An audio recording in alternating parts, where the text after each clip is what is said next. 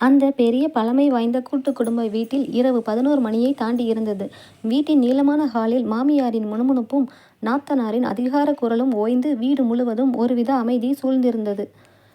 மீரா தனியறையில் கட்டிலின் ஓரத்தில் அமர்ந்திருந்தாள். இன்று பகலில் மாமியார் அவளை எல்லார் முன்னாடியும் நடத்திய விதம் மனதை ரணமாக்கியிருந்தது. அர்ஜுன் அப்போது வீட்டின் மூத்த மகனாக அமைதியாக இருந்ததை அவளால் ஏற்றுக்கொள்ளவே முடியவில்லை.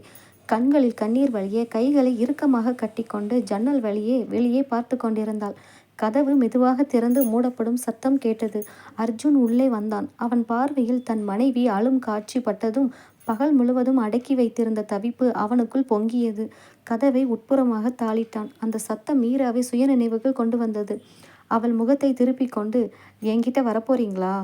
பகல்ல உங்க அம்மா என்ன அவ்வளவு தூரம் பேசும்போது அமைதியா நின்று வேடிக்கை பார்த்துட்டு இப்போ எதுக்கு இந்த அறைக்கு வந்தீங்க என்று கோபமாக கேட்டாள். அர்ஜுன் பதில் எதுவும் பேசவில்லை. அவனது கனமான காலடிகள் அவளை நோக்கி வந்தன. அர்ஜுன், நான் உங்ககிட்ட தான் பேசிட்டு இருக்கேன், நகர்ந்து போங்க என்று மீரா எழ முயன்றாள். ஆனால் அர்ஜுன் அவளுக்கு அந்த வாய்ப்பை கொடுக்கவில்லை. ஒரே நொடியில் அவளது இரு கரங்களையும் பற்றி கட்டிலின் தலைப்பகுதியோடு சேர்த்து பிடித்தான். அவளது கோபமான மூச்சுக்காற்று அவன் முகத்தில் பட்டது. விடுங்க என்ன என்று மீரா சினுங்கினாள். முடியாது மீரா. அவனது குரலில் வழக்கத்திற்கு மாறான ஒரு தீவிரமும் அடக்கப்பட்ட ஆசையும் இருந்தது. பகல் முழுக்க எல்லார் கண்ணும் நம்ம மேலே தான் இருக்கு. உன்னை நெருங்கக்கூடாதுன்னு நான் படுற அவஸ்தை எனக்கு மட்டும்தான் தெரியும். அதுக்காக உங்கள் அம்மா பேசுனா அமைதியாக இருப்பீங்களா? அவளது கண்கள் கோபத்தில் ஒளிர்ந்தன. அவங்க கிட்ட எதிர்த்து பேசுனா பிரச்சனை பெருசாகும் மீரா. ஆனால் அந்த கோபத்தை என்கிட்ட காட்டு. ஆனால் என்னை விட்டு விலக நினைக்காத என்றபடி அவன் அவளது முகத்திற்கு மிக அருகில் வந்தான். அவனது மூச்சுக்காற்றின் வெப்பம் அவளது கழுத்தில் பட்டதும் மீராவின் எதிர்ப்பு மெல்ல தளரத் தொடங்கியது. அவளது இதயம் சீரற்ற முறையில் துடிக்கத் தொடங்கியது. அர்ஜுன் அவளது பிடியை தளர்த்தாமல் தன் மற்றொரு கையால் அவளது கூந்தலை ஒதுக்கி காதோரம் மெதுவாக தன் இதழ்களை பறித்தான். மீரா அறியாமல் ஒரு சிறிய முனகலோடு தன் கண்களை மூடினாள். அர்ஜுன், யாராவது கேட்டுற போறாங்க. அவளது குரலில் பயமும் ஈர்ப்பும் கலந்திருந்தது. யாரும் வரமாட்டாங்க, இந்த அறைக்குள்ள நாம 2 பேர் மட்டும்தான் என்று கூறிக்கொண்டே அவளது கழுத்தின் வளைவில் தன் உரிமையை பதித்தான். பகல் முழுவதும் இருந்த மனக்கசப்பு, கோபம் எல்லாமே அவன் கொடுத்த அந்த ஆழமான தழுவலில் கரைந்து போவது போல் இருந்தது மீராவுக்கு. அவளது கைகள் அவனது சட்டையை பலமாக பற்றி கொண்டன. உன் கோபம் எல்லாம் போயிடுச்சா என்று அவன் அவளது உதடுகளின் அருகே வந்து ரகசியமாக கேட்டான். இல்லை, இன்னும் இருக்கு என்று அவள் பொய்க்கோபம் காட்டினாள். அர்ஜுன் லேசாக சிரித்து கொண்டே, அப்போ இந்த கோபத்தை தீக்க இன்னைக்கு இரவு முழுசும் எனக்கு தேவைப்படும் போலையே என்றபடி அவளை மேலும் தன்னோடு இறுக்கி கொண்டான். அந்த அறையின் மின்விளக்கின் வெளிச்சம் மெல்ல குறைந்து இருவரின் சீரான மூச்சுக்காற்றின் சத்தம் மட்டுமே அந்த இரவை நிரப்பியது. அடுத்த நாள் காலை 5:30 மணி. வீட்டில் அனைவரும் எழுவதற்குள் சமையலறை வேலைகளை முடிக்க வேண்டும் என்ற பயத்தில் மீரா மெதுவாக கட்டிலில் இருந்து எழுந்தாள். அர்ஜுன் இன்னும் ஆழ்ந்த உறக்கத்தில் இருந்தான். அவனது கலைந்த தலைமுடியையும் கம்பீரமான முகத்தையும் பார்த்தபோது அவளுக்குள் ஒரு சின்ன புன்னகை பூத்தது. அவள் புடவையை சரி செய்து கொண்டு சமையலறைக்கு சென்று காப்பி போடத் தொடங்கினாள்.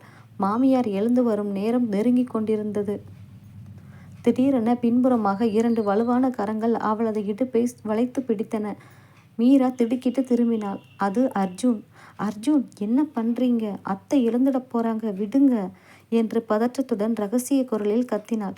யார் வந்தா எனக்கென்ன? ராத்திரி முழுசும் உன் கூட இருந்தது பத்தல என்று அவளது தோளில் தன் முகத்தை புதைத்து கொண்டான்.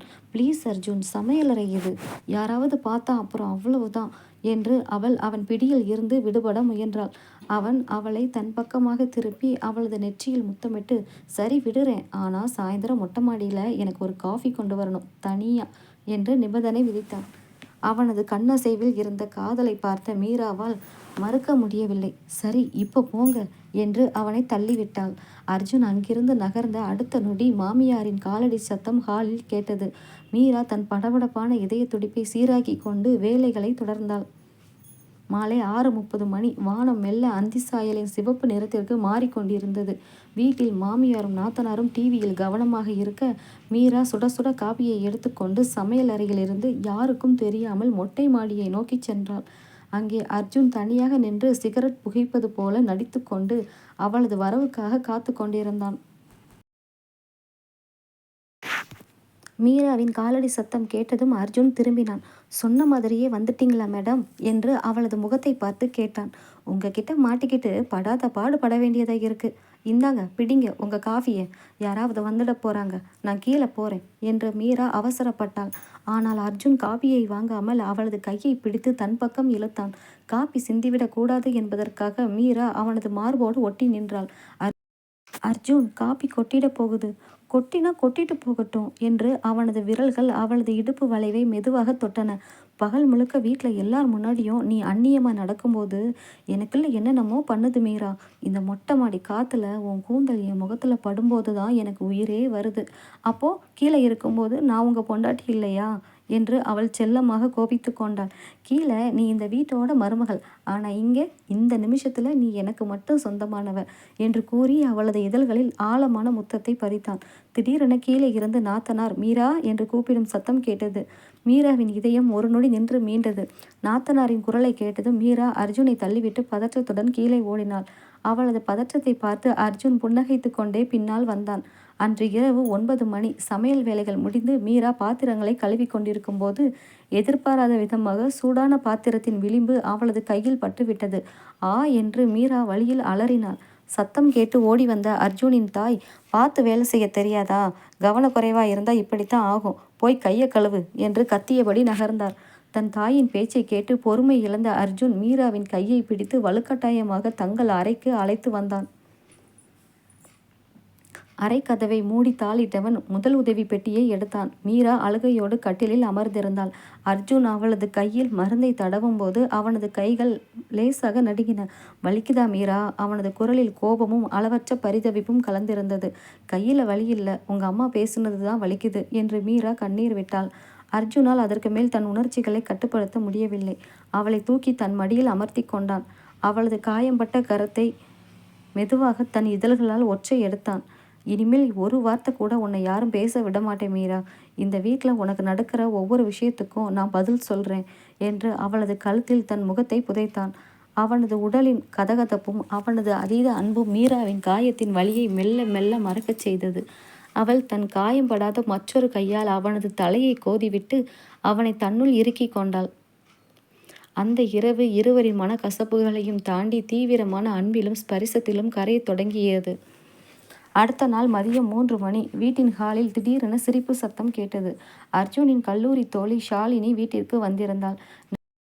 நவீன உடை, தாராளமான பேச்சு என அவள் அர்ஜுனிடம் காட்டிய அளவுக்கு அதிகமான உரிமையை மீராவால் சகித்து கொள்ளவே முடியவில்லை. அர்ஜுன், காலேஜ் படிக்கும்போது நீ என்ன எப்படி ஃபாலோ பண்ணுவேன்னு உன் ஒய்ஃபு கிட்ட சொல்லவா என்று ஷாலினி சிரித்து கொண்டே அர்ஜுனின் தோளை தொட்டு பேசினாள். மாமியார் முகத்தில் அத்தனை மகிழ்ச்சி. ஷாலினி வந்தப்புறம்தான் இந்த வீடே உயிர்ப்பாக இருக்கு என்று மீராவை பார்த்தபடி கமாண்ட் அடித்தார். சமையல் அறையில் இருந்து இதை விழிவிரிய பார்த்து கொண்டிருந்த மீராவின் கை விரல்கள் கோபத்தில் நடுங்கின. அர்ஜுன் ஷாலினியிடம் இயல்பாக பேசினாலும் அவளது தொடுதலை தவிர்க்காமல் இருந்தது மீராவுக்குள் பொறாமை தீயை மூட்டியது. மாலை ஷாலினி கிளம்பி சென்றதும் மீரா முகத்தை கடுகடுவென வைத்து கொண்டு அறைக்கு சென்றாள். கதவை வேகமாக சாத்த முயன்றபோது அர்ஜுன் கை வைத்து தடுத்து உள்ளே நுழைந்தான். என்ன மேடம், முகம் ஒரே அடியை தூக்கி வச்சிருக்கு என்று அர்ஜுன் சிரித்தபடி அவளது அருகில் வந்தான். தள்ளி நில்லுங்க என்று மீரா அவனை பலமாக தள்ளிவிட்டாள். உங்கள் பழைய ஆள் வந்ததும் என்னை மறந்துட்டீங்கல்ல? அவள் உங்கள் தோளை தொட்டு பேசும்போது உங்களுக்கு ரொம்ப பிடிச்சிருந்ததோ? அர்ஜுன் நிலைமையை உணர்ந்து கொண்டான். அவளது பொறாமையும் கண்கள் சிவந்திருந்த கோபமும் அவனுக்குள் ஒருவிதமான புது கிளர்ச்சியை தந்தன. ஓ, அப்போ என் பொண்டாட்டிக்கு பொறாம வந்துடுச்சு போல என்று கூறி அவளை எதிர்பாராத விதமாக சுவரோடு சாய்த்தான். விடுங்க அர்ஜுன், போய் அவக்கூடையே பேசுங்க என்று மீரா அவனது மார்பில் கை வைத்து தள்ள முயன்றாள். ஆனால் அர்ஜுன் அவளது 2 கைகளையும் உயர்த்தி சுவரோடு சேர்த்து பிடித்து கொண்டான். அவளது மூச்சு காற்று வேகமாக இயங்கியது. அவளது மார்பின் அசைவுகளும் கோபத்தில் துடித்த உதடுகளும் அர்ஜுனை தன்னிலை மறக்கச் செய்தன. நான் யார் கூட பேசினாலும் என் கண்ணும் மனசும் ஓ மேலே மட்டும்தான் மீரா இருக்கும். அவனது குரல் தடித்து ஆழமாக மாறியது. பொய், எல்லாமே பொய் என்று மீரா தலையை ஆட்டினாள். அவளை மேலும் பேச விடாமல் அர்ஜுன் அவளது கோபமான உதடுகளை தன் ஆழமான முத்தத்தால் சிறைப்பிடித்தான். மீரா ஆரம்பத்தில் திமிரினாலும் அவனது அதீத உரிமையும் கரங்களின் அழுத்தமும் அவளது எதிர்ப்பை கனப்பொழுதில் கரைத்தன. அவன் பிடியை தளர்த்தியதும் மீரா அவனது கழுத்தை கட்டிக்கொண்டு அவனது மார்பில் தன் முகத்தை புதைத்து கொண்டாள். நீ எனக்கு மட்டும்தான் சொந்தம் மீரா, வேற யாருக்கும் இந்த அர்ஜுன் மேல உரிமை கிடையாது என்று அவளது காதோரம் ரகசியமாக சொல்லி அவளது இடுப்பு மடிப்புகளில் தன் கரங்களால் அழுத்தமான ஸ்பரிசத்தை கொடுத்தான். அப்போ இனிமே அவகிட்ட இப்படி பேசக்கூடாது என்று மீரா அவன் நெஞ்சில் செல்லமாக குத்தினாள். சரி, ஆனா அதுக்கு எனக்கு ஒரு அபராதம் வேணுமே என்றபடி அவளை தூக்கி கொண்டு கட்டிலை நோக்கி சென்றான். வெளியே மழை லேசாக தொடங்க அந்த அறையின் வெப்பமும் இருவரின் தீவிரமான காதலும் கட்டுப்பாடுகளை உடைத்து அந்த இரவை மேலும் அழகாக்கியது. மழை பெய்து முடிந்த அதிகாலை வேளை அறையில் அர்ஜுனின் நெஞ்சில் சாய்ந்து மீரா நிம்மதியாக உறங்கி கொண்டிருந்தாள். திடீரென அர்ஜுனுக்கு ஒரு விசித்திரமான கனவு வரத் தொடங்கியது. கனவில் அதே வீட்டின் மொட்டை மாடி அடர்ந்த இருளில் மூழ்கியிருந்தது. மீரா நில ஒளி வெளிச்சத்தில் நின்று கொண்டிருக்க அவளுக்கு எதிரே முகமே தெரியாத ஒரு உருவம் நின்று அவளது கைகளை பிடித்து பேசிக்கொண்டிருந்தது. மீரா அவனை பார்த்து சிரித்து கொண்டிருந்தாள். அர்ஜுன் ஓடி சென்று அவர்களை தடுக்க முயன்றான். ஆனால் அவனால் நகர முடியவில்லை. மீரா, வேண்டாம், நீ எனக்கு மட்டும்தான் சொந்தம் என்று அவன் கத்திய குரல் வெளியே கேட்கவே இல்லை. அந்த உருவம் மீராவை தன்னோடு அழைத்துச் செல்வது போல கனவு முடிந்தது. மீரா, முடியாது. அர்ஜுன் அலறியபடி தூக்கத்தில் இருந்து திடுக்கிட்டு எழுந்தான். அவனது உடல் முழுவதும் வியர்வையில் நனைந்திருந்தது. இதயம் ஆபத்தான வேகத்தில் துடித்தது. கனவுதான் என்றாலும் அவனுக்குள் இருக்கும் அடக்க முடியாத ஆதிக்க உணர்வும் மனைவியை இழந்து விடுவோமோ என்ற அதீத பயமும் அவன் அறிவை முற்றிலுமாக மறைத்தன. பக்கத்தில் தேவதையைப் போல உறங்கிக் கொண்டிருந்த மீராவை பார்த்ததும் அவனுக்குள் சந்தேகமும் கோபமும் தீயாக பற்றி எரிந்தது. அவளது தோலை பிடித்து பலமாக உலுக்கினான். மீரா, எழுந்திருடி. திடீரென அர்ஜுனின் கர்ஜனையை கேட்டு மீரா பயந்து விழித்தாள். அவனது முகம் கோபத்திலும் பயத்திலும் இரத்த சிவப்பாக மாறியிருந்ததை பார்த்து அவளது இதயம் துடித்தது. அர்ஜுன், என்ன ஆச்சு? ஏன் இப்படி பயமுறுத்துறீங்க? அர்ஜுன் அவளது பதிலை கேட்கும் நிலையில் இல்லை. அவளது கையை இறுக்கமாக பற்றி சுவரோரம் கொண்டு போய் நிறுத்தினான். அவனது விரல்கள் அவளது கையில் ஆழமாக பதிந்தன. எனக்கு உண்மையை சொல்லு மீரா, உன் மனசுல என்னை தவிர வேற எவனாவது இருக்கானா? என்னை விட்டுட்டு போயிடணும்னு நினைக்கிறியா? அவனது குரல் கரகரப்பாக மிக மிரட்டும் தொனியில் வெளிவந்தது. அர்ஜுன், என்ன பேசுறீங்க? என்ன ஆச்சு உங்களுக்கு? மீராவின் கண்களில் இருந்து கண்ணீர் வழிந்தது. எனக்கு ஒரு கனவு வந்தது மீரா, ஆனா அது வெறும் கனவு இல்லை. உன்னை வேற எவனோ ஒருத்தன் கைப்பிடிச்சு இழுத்துட்டு போறான். அதை நினைக்கும் போது எனக்கு ரத்தம் கொதிக்குது என்று கத்தினான். அது வெறும் கனவு தானே அர்ஜுன், என்னை நம்புங்க, நான் உங்கள் பொண்டாட்டி. எனக்கு எந்த விளக்கமும் வேணாம் மீரா என்று கூறியவன் அவளது இரு கரங்களையும் அவளது தலைக்கு மேலே கொண்டு போய் சுவரோடு சேர்த்து பூட்டினான். அவனது மூச்சு காற்று அவளது முகத்தில் வெப்பமாக பட்டது. அவனது பார்வையில் இருந்த பயமும் அடக்க முடியாத காதலும் ஒன்றாக கலந்திருந்தன. நீ ஏன் பொண்டாட்டி, உன் உடம்பும் மனசும் எனக்கு மட்டும்தான் சொந்தம். கனவுல கூட வேற எவனும் ஒன்று தொட முடியாது. உன்னை யாரையும் பார்க்க விடாம இந்த அறையிலேயே பூட்டி வச்சிடுவேன். அவன் அதீத உரிமையோடு அவளது கழுத்து வளைவில் தன் இதழ்களை அழுத்தமாக பதித்தான்.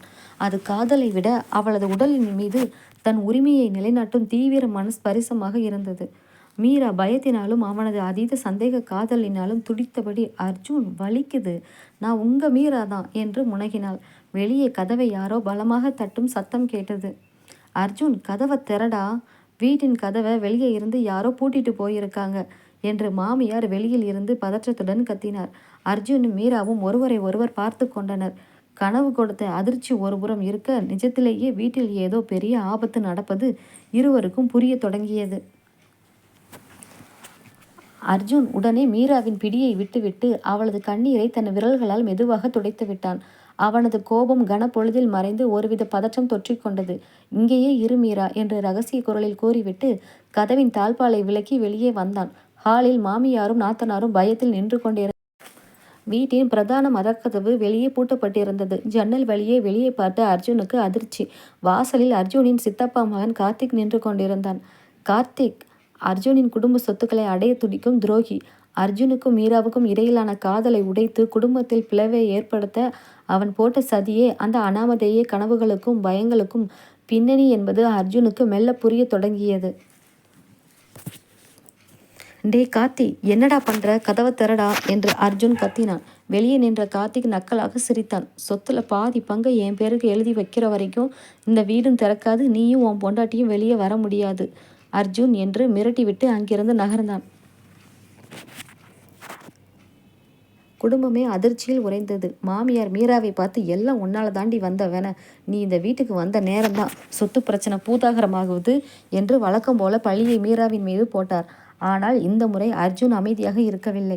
தன் தாயின் முன்னே வந்து நின்று, அம்மா போதும் நிறுத்துங்க, இனிமே ஒரு வார்த்தை மீராவை பற்றி தப்பாக பேசுனீங்க, அப்புறம் நான் என்ன செய்வேன்னு எனக்கே தெரியாது என்று உரக்க கத்தினான்.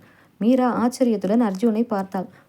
குடும்பத்தினர் முன்னிலையில் முதல் முறையாக தனக்காக அர்ஜுன் குரல் கொடுத்தது அவளது இதயத்தை தொட்டது. மின்சாரமும் துண்டிக்கப்பட வீடு முழுவதும் காரிருள் சூழ்ந்தது. அர்ஜுன் மீராவின் கைகளை பிடித்து தங்கள் அறைக்குள் அழைத்துச் சென்றான். கதவை மூடினான். அறையில் ஜன்னல் வழியே வெளியே வந்த நிலவொளி மட்டுமே வெளிச்சம் தந்தது. அர்ஜுன் மீராவை தன் மார்போடு இறுக்கமாக அணைத்து கொண்டான். அவனது இதயம் வேகமாக கூட்டுக்குள் இருக்கும் பறவையைப் போல அடித்து கொண்டிருந்தது. என்னை மன்னிச்சிடு மீரா, தூக்க கலக்கத்தில் அந்த பயத்தில் உன்னை காயப்படுத்திட்டேன். உன்னை இழந்துடுவேணும்னு நினச்சப்போ எனக்கு பைத்தியமே பிடிச்சிடும் போல இருந்தது என்று அவளது தோளில் முகம் புதைத்து கூறினான். மீரா தன் காயப்பட்ட விரல்களால் அவளது கணவனின் தலையை கோதினாள். எனக்கு உங்கள் கோபம் பயத்தை கொடுக்கல அர்ஜுன், உங்கள் காதலோட தீவிரத்தை தான் காட்டுச்சு. நான் உங்கள் மீரா, இந்த உடம்பும் உயிரும் உங்களுக்கு மட்டும்தான் என்று அவனது உதடுகளில் மென்மையாக முத்தமிட்டாள். அந்த வார்த்தைகள் அர்ஜுனுக்குள் இருந்த அத்தனை பயத்தையும் போக்கியது. அவளது மென்மையான ஸ்பரிசம் அவனுக்குள் அடக்க முடியாத ஆசையை தூண்டியது. நிலவொளியில் அவளது சேலை முந்தானையை மெல்ல விலக்கி அவளது கழுத்தின் வளைவிலும் தோள்பட்டையிலும் தன் இதழ்களால் ஆழமான முத்தங்களை பதித்தான். மீராவின் மூச்சு காற்று சூடானது. அவனது சட்டையை பலமாக பற்றி கொண்டு அவனுள் கரைந்தாள். வெளியே ஆபத்து சூழ்ந்திருந்தாலும் அந்த இருண்ட அறையில் இருவரின் உடலும் மனமும் காதலால் ஒன்றுபட்டன. அதிகாலை 6 மணி. சூரியனின் முதல் ஒளிக்கீற்று ஜன்னல் கம்பிகளின் வழியே அறையை நனைத்தது. அர்ஜுனின் மார்பில் தலை வைத்து உறங்கிக் கொண்டிருந்த மீரா மெதுவாக கண் விழித்தாள். இரவின் தீவிரமான நெருக்கத்திற்கு பின் இருவரின் மனதிலும் இருந்த பயமும் சந்தேகமும் விலகி ஒருவித தைரியம் பிறந்திருந்தது. அர்ஜுன் எழுந்திருந்து மீராவின் நெற்றியில் ஆழமாக முத்தமிட்டான். இன்னைக்கு இந்த வீட்டை பூட்டின அந்த கார்த்திக்கு ஒரு முடிவு கட்டாமல் நான் அடங்க மாட்டேன் மீரா என்று அவனது கண்கள் கம்பீரத்துடன் ஒளிர்ந்தன. அர்ஜுன், அவன் ரொம்ப ஆபத்தானவன், கவனமாக இருங்க என்று மீரா அவனது கைகளை பற்றினாள். எனக்காக பயப்படாத, என் பக்கத்தில் நீ தரும் இந்த தைரியம் இருந்தால் உலகத்தையே எதிர்ப்பேன் என்று அவளது இதழ்களை மீண்டும் ஒரு முறை லேசாக கவ்வி மீட்டு கதவை நோக்கி சென்றான். அவன் ஹாலுக்கு வந்தபோது பயத்தில் உறங்காமல் இருந்த மாமியாரும் நாத்தனாரும் அவனை தீர்க்கமாக பார்த்தனர். அர்ஜுன், கார்த்திக் கேட்ட மாதிரி சொத்தை எழுதி வச்சிருடா, நாம் உயிருடன் தப்பிச்சா போதும் என்று மாமியார் அழுது கொண்டே புலம்பினார்.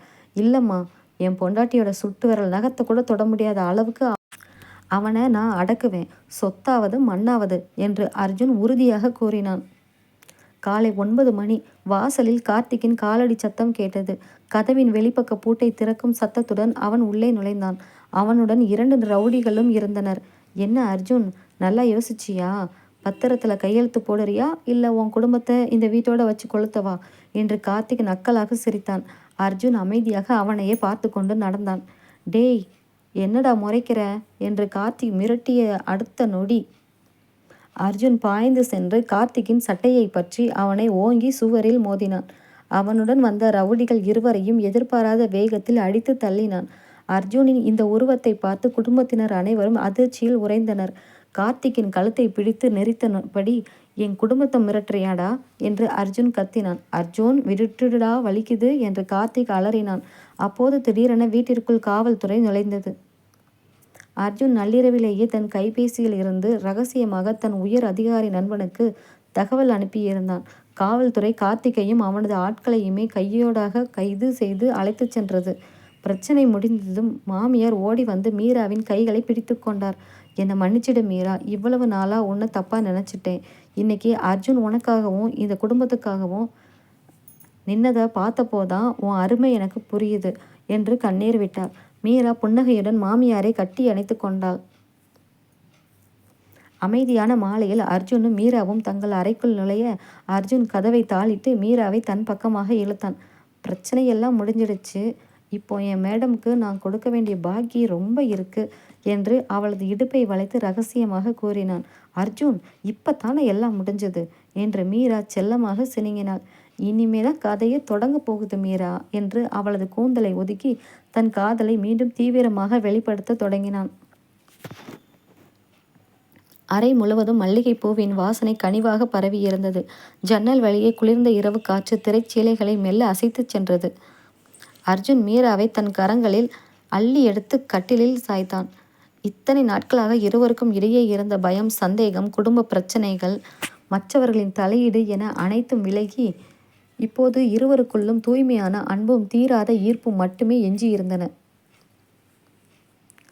மீரா அவனது மார்பில் கை வைத்து அவனது கண்களையே தீர்க்கமாக பார்த்தாள். என்ன அப்படி பார்க்குற மீரா என்று அர்ஜுன் அவளது கன்னத்தை செல்லமாக தடவினான். இனிமே எந்த கணமும் எந்த சந்தேகமும் உங்கள் மனசில் வராது தானே அர்ஜுன்? அவளது குரலில் ஒரு மெல்லிய தாபம் இருந்தது. அர்ஜுன் அவளது கையை எடுத்து தன் இதயத்தின் மீது வைத்தான். என் இதயம் துடிக்கிற ஒவ்வொரு தடவையும் உன் பேரை மட்டும்தான் சொல்ல மீரா. உன்னை நேசிக்கிறது மட்டும்தான் என் வாழ்க்கை. இனி எந்த சக்தியால் நம்மளை பிரிக்க முடியாது. அவனது வார்த்தைகளில் இருந்த உண்மை மீராவின் கண்களை குளமாக்கியது. அவள் தானாகவே முன்வந்து அவனது இதழ்களில் தன் ஆழமான அன்பை பதித்தாள். அர்ஜுன் அவளது அந்த எதிர்பாராத முயற்சியால் சிலிர்த்து போனான். அவளது இடுப்பை மேலும் தன்னோடு இறுக்கி அந்த முத்தத்தை தீவிரமாக்கினான். அவனது விரல்கள் அவளது கூந்தலுக்குள் புகுந்து விளையாட மீரா தன் கரங்களால் அவனது கழுத்தை இறுக்கமாக கட்டி கொண்டாள். அர்ஜுன் அவளது மெல்லிய முனகல் அந்த அறையின் அமைதியை கலைத்தது. சொல்லுடி என் பொண்டாட்டி. அவளது கழுத்திலும் தோள் பட்டைகளிலும் தன் இதழ் அழுத்தங்களை பதித்தபடி ரகசியமாக கேட்டான். என்ன எப்பவும் இப்படித்தானே லவ் பண்ணுவீங்க? இப்போ பண்ணுறதை விட 100 மடங்கு அதிகமாக என்று கூறியவன் அவளது காதோரம் தன் மூச்சுக்காற்றின் வெப்பத்தை படரவிட்டு அவளை முழுமையாக தன்னுள் கரைத்து கொண்டான். சூழ்நிலைகளின் சிறையில் அடைப்பட்டிருந்த அவர்களின் காதல் அனைத்து தடைகளையும் தகர்த்து அந்த இரவில் ஒரு புதிய அழகிய பயணத்தை தொடங்கியது.